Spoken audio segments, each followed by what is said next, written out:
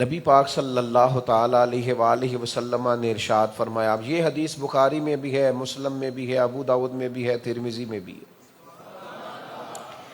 اللہ کے حبیب صلی اللہ تعالی علیہ وسلم نے، یہ میں مزدوروں کے حقوق بیان کر رہا ہوں،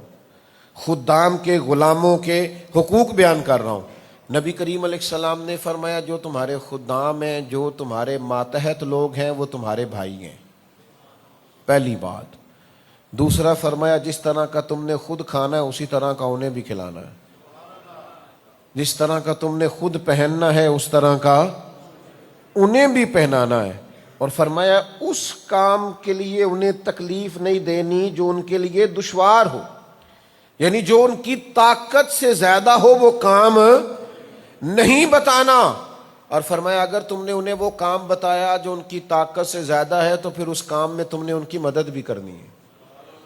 یعنی مالک اور ملازم دونوں مل کے پھر کام کریں۔ یہ میں نے آپ کو 4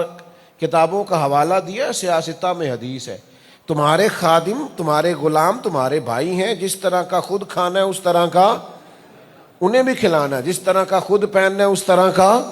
انہیں بھی پہنانا ہے، طاقت سے زیادہ کام